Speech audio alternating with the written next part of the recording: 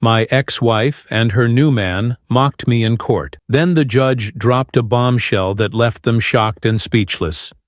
At 35, I found myself in a courtroom that would mark the end of one of the most turbulent chapters of my life.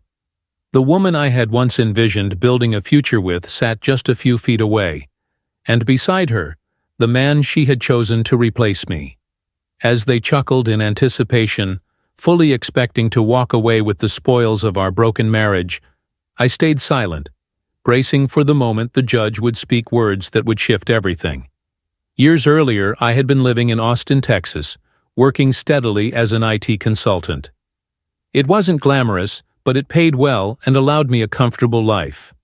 When I met my ex-wife, I thought I had stumbled upon someone who truly understood me. We dated for a couple of years, and everything seemed to click. Marriage felt like the natural next step. She had a part-time job at a vintage bookshop, and talked often about pursuing something more fulfilling, though nothing ever materialized. Once we got married, she decided to take a break from working. She said she needed time to rediscover herself, and I supported that decision, thinking it would be temporary. We moved into a modest home I had purchased on my own before our marriage. My mother and late stepfather had helped co-sign the mortgage to get me a better deal, but I was the one making every payment. At first things were fine. My family welcomed her with open arms, and she blended in well. She laughed at my stepfather's jokes and bonded with my mother over weekend gardening sessions. My younger brother was the only one who raised an eyebrow, quietly suggesting she seemed more interested in my lifestyle than in me. I ignored him. Over time, subtle changes emerged. She started going out more often, returning late, and brushing off any concerns I had. She insisted I was overreacting and needed to give her space. I did, even when everything inside me was telling me that something was wrong. Her behavior became more distant, her affection faded, and eventually, her absences stretched into entire nights. My brother's earlier warnings echoed louder in my head. One morning, she came home at dawn. I had been up all night, worrying. She looked startled to see me awake, but quickly shifted to anger, accusing me of being controlling. I said nothing more and watched her disappear into the bedroom, slamming the door. The next day, she acted as if nothing had happened. No explanations, no apologies. That was the turning point. I needed clarity. When I found her phone on the counter while she was showering, I did something I never thought I would. I looked. What I saw was enough to shatter any hope I had left. Explicit messages exchanged with someone I'd never met, each one a clear betrayal. I didn't confront her immediately. I waited. Then, during a quiet evening, I brought it up. Instead of owning up to it, she deflected, making me the villain for snooping. The weeks that followed were filled with silence and avoidance. One afternoon, I came home early and found her packing clothes. She was on a call, talking to someone about making room in the closet. I didn't interrupt. When she noticed me, she simply said she was leaving. I told her to take whatever she needed and go. There was no fight, no tears, just finality. The legal process began not long after.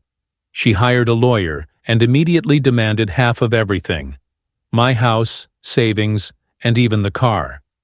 It was surreal, watching someone who contributed so little now try to take so much.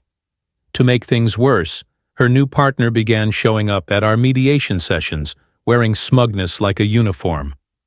My parents were livid, but it was my brother who urged me to fight back, reminding me not to let pride stand in the way of justice. My lawyer advised calm. Facts over emotion. So I gathered every piece of evidence I had. Receipts, mortgage documents, proof of sole payments, and clear separation of assets. I had never mixed our finances, which gave us an edge. According to the state's laws, anything acquired before marriage that remains unmingled stays separate. That detail became our anchor. Each mediation felt like a performance. She painted herself as someone who had given up everything for me, glossing over the reality that she had voluntarily opted out of work. Her lawyer tried to spin tales of sacrifice and emotional burden, but our documented evidence made it harder to sell. Her boyfriend, meanwhile, acted as if they had already won, whispering comments about how I'd soon be paying for their vacations. Before the final court hearing, he even messaged me online, mocking me for setting them up for success. I didn't reply. I handed the screenshot to my lawyer instead. The night before the court date, sleep was impossible. I paced around my apartment, consumed by a mix of anxiety and bitterness. Everything I had worked for felt like it was hanging by a thread. My mother called late, her voice calm and firm, reminding me that truth would eventually speak louder than theatrics. The morning of the hearing, my brother drove me to court. My ex-wife and her partner were already there, laughing outside the courtroom. I ignored them. Once inside, the judge, a composed and no-nonsense woman, began reviewing our case. My lawyer presented everything meticulously: the home purchase predating the marriage, the financial statements, and even the messages exposing her infidelity and the timeline of events. Her lawyer tried to challenge it all, leaning into the narrative of lost dreams and emotional dependence. But when the judge questioned her directly about when she began the relationship with her new partner and whether she had communicated her intentions to separate, she fumbled. Her inconsistencies were too obvious. After a short recess, we returned for the verdict. The judge acknowledged the marriage was brief, that I had maintained financial independence throughout, and that her contributions, both financial and domestic, were negligible. Then came the ruling. She would receive a modest one-time settlement to assist with her transition and a brief spousal support term, significantly less than what she had demanded.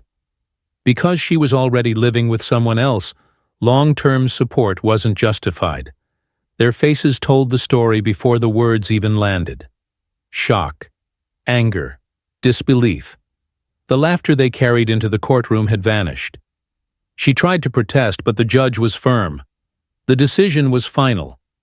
As we exited, she muttered something about revenge, but I didn't respond. Her partner, red-faced, mumbled an insult. I only replied, "You lost." Outside, my brother clapped a hand on my back. For the first time in months, I exhaled fully. The legal system had worked, not because it was perfect, but because facts had been preserved, and emotions had been kept in check. My lawyer, with a rare smile, congratulated me. It was over. That evening we went out for a quiet drink.